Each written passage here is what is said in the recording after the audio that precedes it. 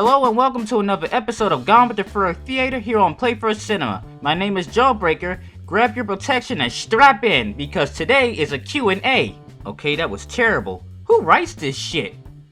Oh, it's just me.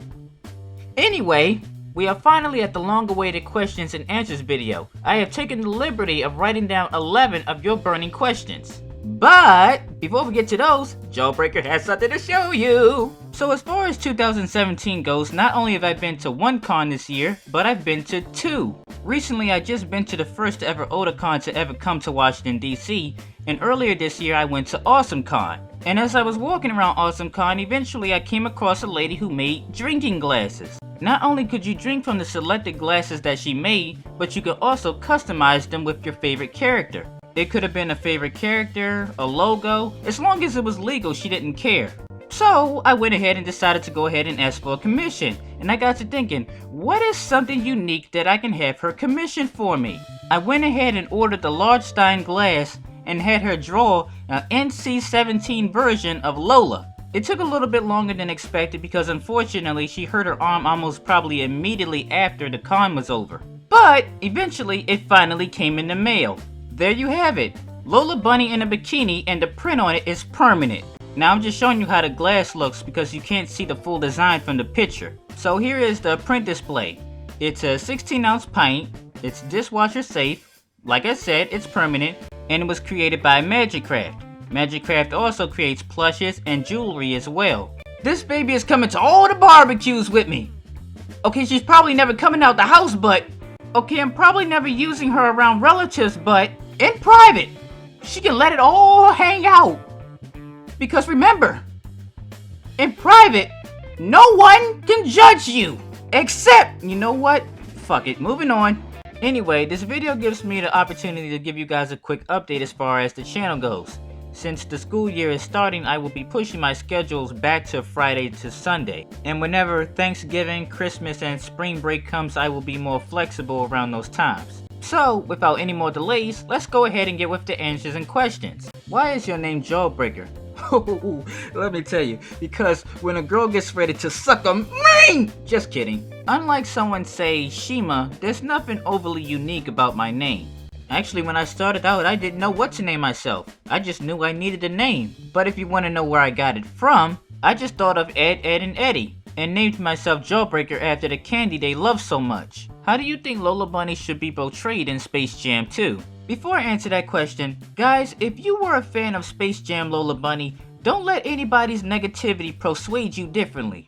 In my personal opinion, Space Jam Lola Bunny was not a bad character. It's just that folks love to crucify characters for how they look and for not meeting their expectations. AKA, she was not loony enough. There has been plenty of sexualized and seductive characters long before Lola existed. If we needed a good example of sexualized and seductive cartoons, the first one to come to mind would be the queen herself, Jessica Rabbit, who is still super popular even to this day. When it comes to Jessica Rabbit, she is allowed to be gorgeous and you are allowed to talk about how gorgeous she is, at least from a socially acceptable standpoint. But if an anthropomorphic animal is being cute, seductive, and you want to talk about her, suddenly it's frowned upon. And suddenly, even though you are not one, you are branded a furry by circumstance because you can agree that she is attractive. Or simply because you are a fan of that character. It's times like that where you need to just go ahead and say, "Sir, I respect your opinion,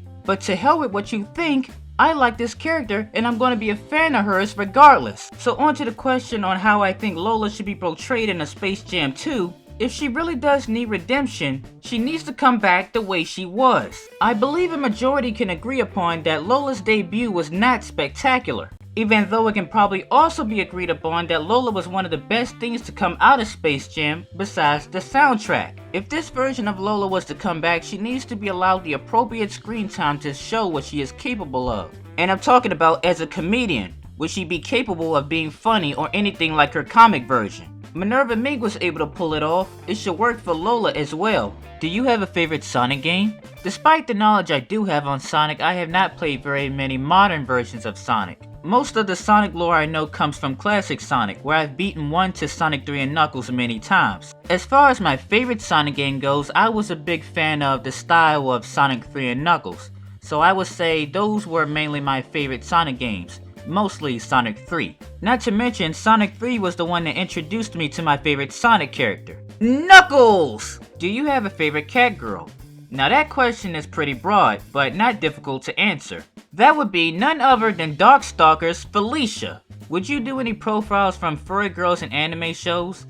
It's highly unlikely. Maybe one of these days soon in the future I will release the guidelines on my rules for the Furry Girl Profiles. But to point this out, just because furry is in the title does not mean that the series is limited to only wolves and foxes and dogs. You have to be some type of animalistic creature like a mammal, a reptile, or an insect, and you have to be able to stand up on 2 legs. Most anime furry girls don't qualify for my series because they usually look too human. So I created the Felicia test because Felicia meets the bare minimum requirements of what it takes to be in the Furry Girl Profiles. Yes, part of her is human, but a good 50 to 55% of her design is beast. And so, as of now, Felicia is the only anime cat girl I've ever given a profile to. Do you have a fursona?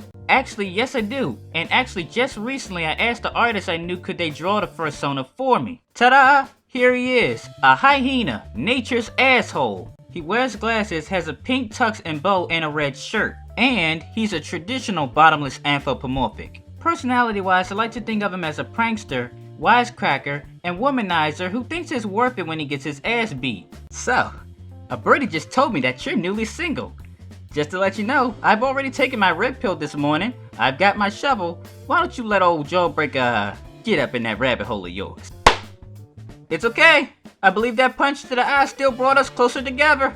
Anyway, the artist who drew it, and I'm not really sure if he wants this much attention or not, but all the credit goes to artist Protagon, who I had to trap in the well down in my basement and forced to draw, or else he would get the hose again. Just kidding. Now this one is an extra I actually didn't plan on. This one was voluntarily commissioned for me, so I never actually seen the artist who drew it. Even still, I'm still saying thank you to the artist and thanking Zell for having it commissioned. So now you have an idea what I look like. Have fun! How long does it take to work on the Furry Girl Profiles?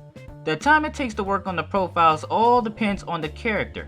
If it's someone like say Roxanne from a Goofy movie, I will probably give her a good 3 days if I work at it non-stop. But if it's a character who has the background of a phone book like say Minnie Mouse, and I don't get directly to the point with her, that would probably result in about a good 2 to 3 weeks. Sally Acorn's profile video is the longest at 30 minutes, and that video took me about a good 2 miserable weeks to finish. Now I'm gonna be blunt here, some folks do seem to think that I can simply pull the profiles out of my tail, which is not the case. They're all fantastic when they're finished, but the long process into making them, for me anyway, is torment. And they're torment to me because I'm a perfectionist.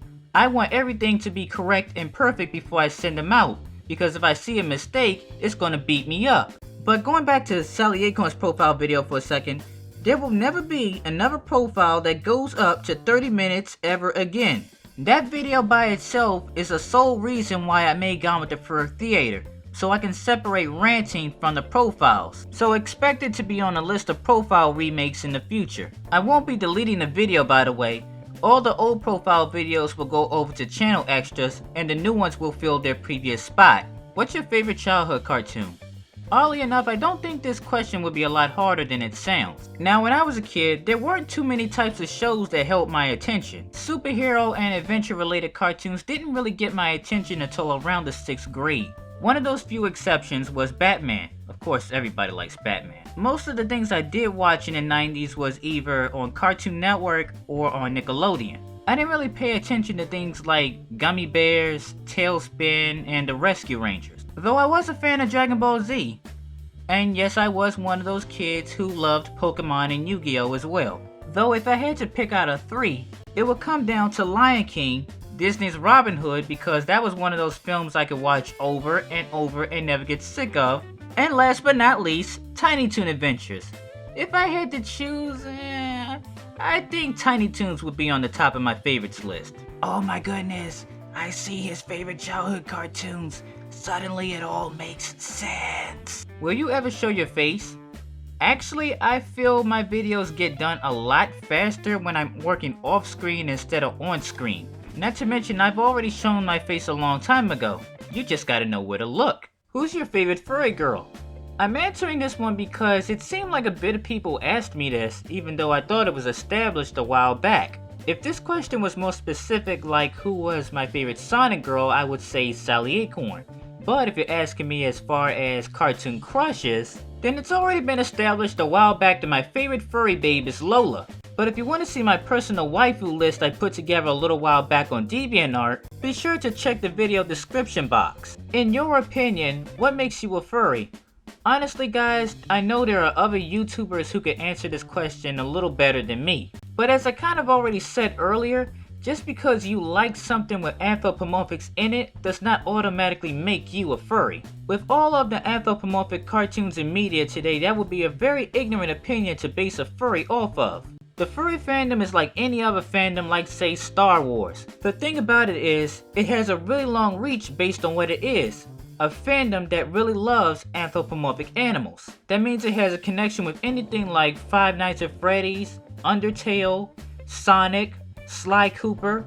Liking any of this stuff does not automatically make you a furry. In my opinion, I think you can consider yourself one finally when you start becoming fascinated with the world of anthropomorphic animals. Meaning you'll want to talk about them a lot with other people who share your interests. Well guys, that was our Q&A video. Thank you guys for tuning in like always. And if you are new to the channel, please subscribe for future videos. Also, please leave a like and comment on the video. My name is Jawbreaker and I thank you for watching Playfur Cinema.